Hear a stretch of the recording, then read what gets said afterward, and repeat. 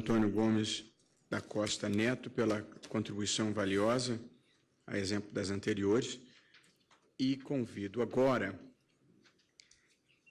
para falar em nome da Igreja Assembleia de Deus, Ministério de Belém, Convenção Geral das Assembleias de Deus no Brasil, na verdade, dois expositores que irão dividir o tempo. O doutor Abiezer Apolinário da Silva, que é o presidente da Comissão Jurídica Nacional da Convenção, e, posteriormente, o doutor Douglas Roberto de Almeida Batista, que é o presidente do Conselho de Educação e Cultura da Convenção. O prazo é de 15 minutos e os expositores podem dividi-lo como lhes aprouver.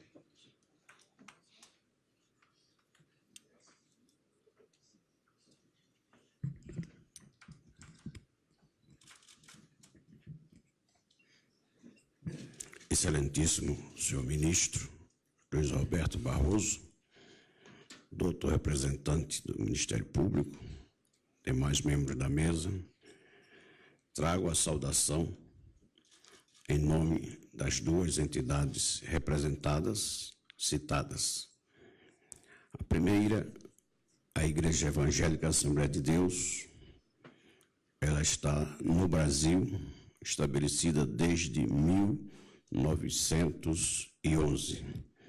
São 104 anos de existência neste país e ela se faz representar aqui neste evento pelos dois segmentos convencionais, a Convenção Geral das Assembleias de Deus no Brasil e a Convenção Nacional das Assembleias de Deus do Ministério de Madureira, pelo ilustre bispo Ivan, que certamente falará em seguida.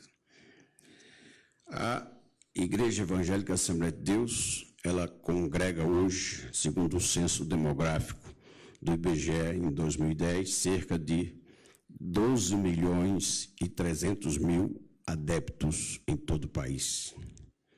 E a Convenção Geral, ela congrega a CGDB 80.000 ministros que exercem essas atividades religiosas em todo o país. É uma igreja que está nas capitais, nos municípios, nos distritos, nos rincões, nas fazendas, naqueles lugares que muitas vezes só tem a delegacia, a prefeitura e a Assembleia de Deus. Essas duas entidades, elas, existindo no Brasil durante tantos anos, têm a missão precípua de difundir a religião. Paralelamente a isto, elas também voltadas para o atendimento da população mais pobre, mais carente, desde há muitos anos, montou muitas vezes atrás dos seus templos uma escola primária para ensinar não a religião, mas o antigo curso primário. E este que vos fala é produto disto. 50 anos atrás, fiz meu curso primário num salão anexo a um templo. Nessas escolas não havia, como não há até hoje, a preocupação de transmitir o ensino bíblico, religioso, a doutrina, visto que essa doutrina, esse ensino da religião se faz numa outra organização muito comum na Assembleia de Deus, a chamada Escola Bíblica Dominical, onde, nos dias atuais, a Casa Publicadora das Assembleias de Deus no Brasil edita cerca de 5 milhões de revistas de ensino doutrinário desta igreja, separadamente, sem misturar. A grande questão, na visão das duas entidades representadas, é a distinção que tem que se fazer entre dois direitos, aliás, 3 direitos constitucionais. Primeiro, o direito à crença livre. Está dentro, na lista daqueles direitos individuais que a Constituição coloca o indivíduo até contra o Estado. Ele tem o direito de vir contra o Estado perante as autoridades competentes de julgarem, para fazer valer o seu direito individual, como liberdade de consciência, direito à vida, direito à propriedade e outros mais. Mas também existe um outro direito, o direito de culto, que não pode ser confundido com o direito de crença. O direito de crença, como disse, é aquilo que o cidadão escolhe crer naquilo que entende que deve crer. Se alguém toma uma caneta como seu Deus, deve ser respeitado por isso. Mas o outro é o direito de culto. O direito de culto, esse a própria Constituição estabelece que tem que ser feito na forma da lei. Então, entendemos que o ensino religioso, diferentemente do ensino da ciência da religião, esse ensino não deve realmente ser motivo de matéria obrigatória nas escolas públicas brasileiras. Até porque a própria Constituição, que assegura esse direito ao ensino religioso, declara que ele é optativo. Todos nós que já temos aqui vários anos de formados, mais de 30 anos de formação profissional, sabemos que naquela época existiam aquelas matérias optativas, que se escolhia o que se queria dentro daquela liberdade, que matéria cursar. E faz-me lembrar um conhecido meu, que fez um curso de engenharia agronômica na Rússia, há quase 50 anos atrás. E naquele país comunista, naquela ocasião, a ele foi oferecida a opção de matérias, e uma das matérias era canto lírico.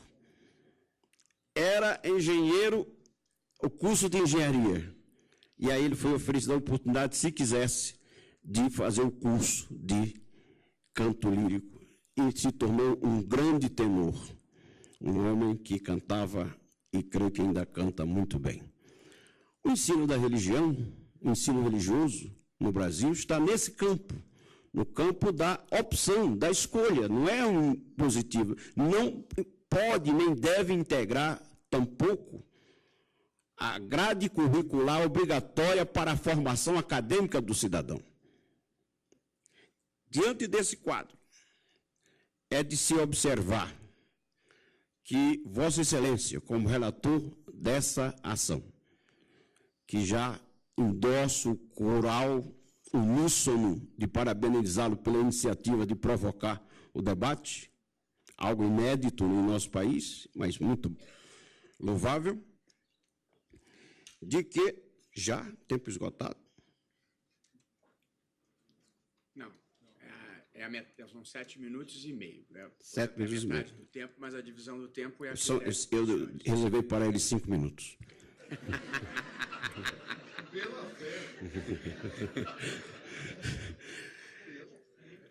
Entendemos que as escolas, as entidades de ensino poderiam, cumprindo a lei, e pelo que ficou bem exposto aqui pelos demais brilhantes expositores, é de que parece que o Estado está leniente, não está querendo enfrentar a questão, e quando enfrenta, às vezes enfrenta de maneira canhestra, não como deve. Fazendo o quê? Primeiro, pela seleção de professores com formação acadêmica, inclusive a Universidade Federal do Rio de Janeiro concede o título de teólogo, curso regular, curso acadêmico, teólogo, que, por sua vez, se candidatariam aos concursos públicos como a entidade que eu até fiz a questão de anotar, o CONCED sugeriu.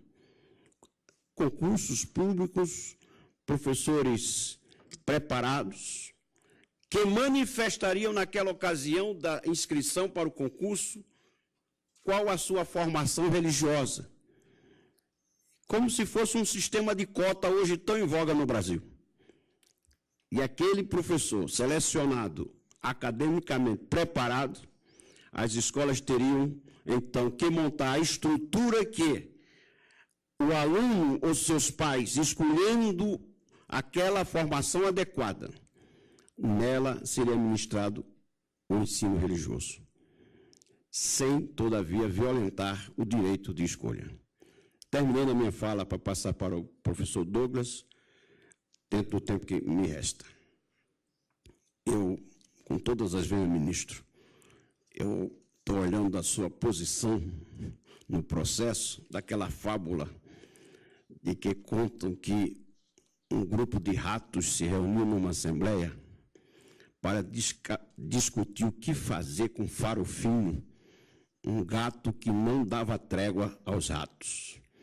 Naquela assembleia dos ratos, alguém deu uma ideia brilhante, que coloquemos um guizo no pescoço de Farofino, e quando ele se mexer, tocará o guizo e nós nos recolheremos. Aí tinha um gato velho, experiente, lá no canto, pediu a palavra. Sim, a ideia é boa, mas quem vai amarrar o guinzo no pescoço de Farofino? Obrigado, ministro. Convido o doutor Douglas Roberto de Almeida Batista. O senhor tem 5 minutos restantes. Excelentíssimo senhor ministro Luiz Roberto Barroso, senhoras e senhores expositores, muito digna assistência, bom dia. A parte que me cabe nessa exposição diz respeito ao quesito das experiências dos sistemas estaduais do ensino religioso. A prática do ensino religioso, excelência, na escola pública do ensino fundamental brasileiro, adota o modelo confessional, com exceção de algumas iniciativas pontuais. Portanto, a posição das Assembleias de Deus do Brasil é de que o ensino confessional, sendo a praxis educacional, não fere o princípio de laicidade. Ao contrário, o ensino confessional fortalece o princípio da neutralidade estatal, pois impede que o Estado interfira nas convicções religiosas do cidadão. E, salvo o melhor juízo, este foi o entendimento do Constituinte e do legislador da LDB, quando manteve em ambos os textos a matrícula de cunho facultativo. Ou seja, o aluno vai se matricular na confissão de fé que já professa, evitando, assim, o proselitismo e o doutrinamento estatal, mantendo desta forma o princípio da laicidade, que vale a pena repetir, a não interferência das convicções religiosas do cidadão. A proposta de ensino não confessional, no nosso entendimento, provocará a prática proselitista de tendência religiosa do professor não confessional, e até mesmo no estabelecimento dos parâmetros curriculares das unidades federativas do Brasil.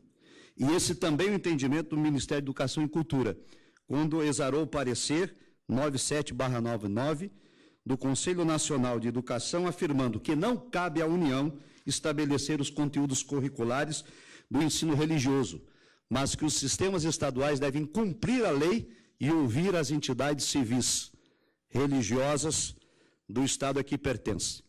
Portanto, a posição das Assembleias de Deus no Ministério de Missão, que é a Convenção Geral das Assembleias de Deus do Brasil, entende que a laicidade estatal não pode impedir o ensino religioso confessional, porque isso acontece nos estados laicistas, e o Brasil é um estado laico e não laicista. A diferença é pontual. Estado laico não fere o conceito de liberdade religiosa, e o laicismo é fundamentalista. Ele impõe ideologias. Portanto, a posição final é de que, salvo o melhor juízo, a legislação em vigor, ela se inclina para o ensino confessional. Se este ensino confessional não é praticável, então deve ser implicado em alteração dos textos promulgados. Mas o que está promulgado e o que está em vigor é ensino de cunho confessional. Muito obrigado. Muito obrigado. Agradeço ao doutor Abiezer Apolinário da Silva e ao doutor Douglas Roberto de Almeida Batista e convido